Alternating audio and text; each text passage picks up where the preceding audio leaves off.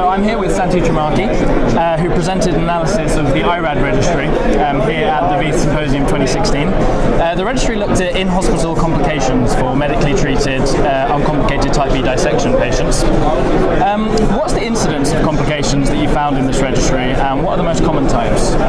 Yes, this complication accounts for 13.4% of the cases.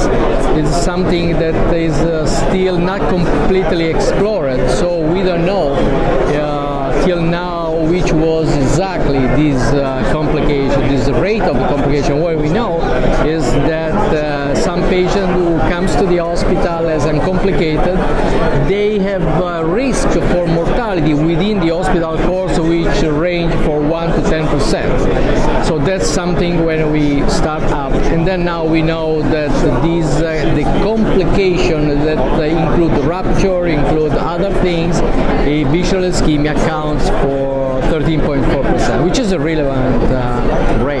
Yeah. And how are these complications managed?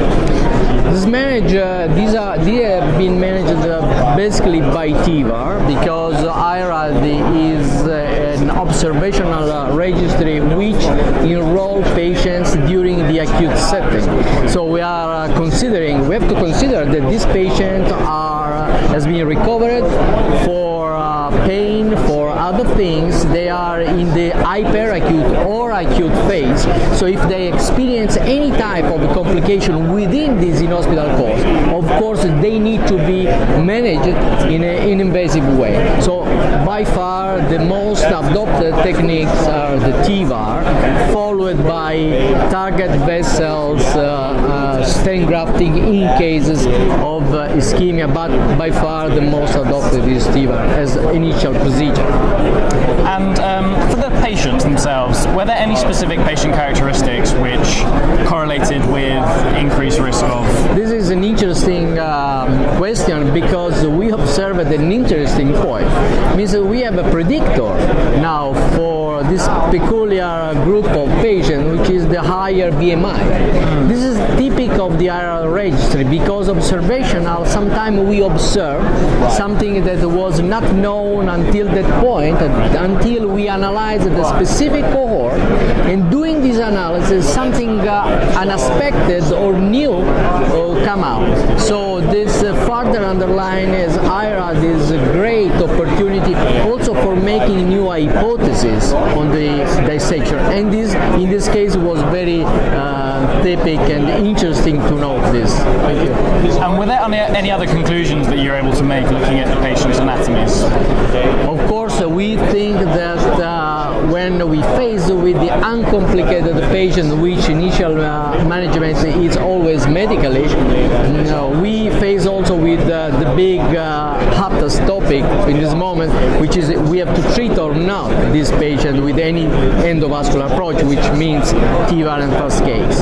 And in this specific setting, treating or not, I personally think that the anatomy is probably the most important variable for predicting a good outcome. It means that if we have an uncomplicated case and we want to treat the patient because he's young, for example, or he's showing something kind of recurrent pain beside the signs or some soft signs of complication, the anatomy plays an important role. If we have a retrograde extension into the arch, we have a not favorable arch in terms of tortuosity, we have to take in account that the results might be associated, after TIVAR of course, with some kind of complication. First of all, type 1A endoleak or retrograde dissection. But if we have the opportunity to manage patients with a favorable arch, means a pretty well horizontal, or we face within proximal intimal tier, which is located into the descending aorta, we may expect a very good result. So our point is we want to treat this uncomplicated patient when the anatomy is favorable. Okay. And what was the in-hospital mortality for this group? The mortality, of course, is higher. It's 17% of the patients. We have rate of in in-hospital mortality for the truly uncomplicated dissection, which is about 3-4%. So you can see how these incidents increase very much. Of course, it's related to the type of complication that these patients may experience, because we can move from aortic rupture to visceral renal ischemia to limb ischemia, or to other softer complications like presence of recurrent pain. What we know is presence or not of some hemodynamic changes into the just hemodynamic status of the patient play a very important role.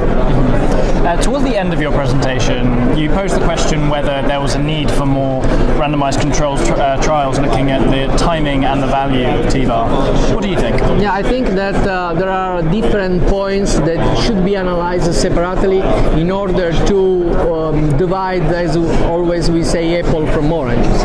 Means if we are talking about uncomplicated dissection in general, we really think that we need an additional trial in order to understand if we have to treat this patient with TVAR or leave them on best medical treatment until some complication happens, if happens. Because sometimes we have 1/4, 1/5 of this patient who do not dilate over time, for example. So they would not benefit from prophylactic TVAR. If we think about, so in this case, a randomized control trial would be helpful. In terms of the interval time when it would be better to treat these patients, we know, and we have some good data from some registries, from single center experience, and we know we have a nice window between 2 weeks and 12 weeks, which define the so-called subacute interval time. And we know that during this time, the plasticity of the lamella gave us the opportunity to remodel in a nice way everything about the section in the thoracic section with the TVAR.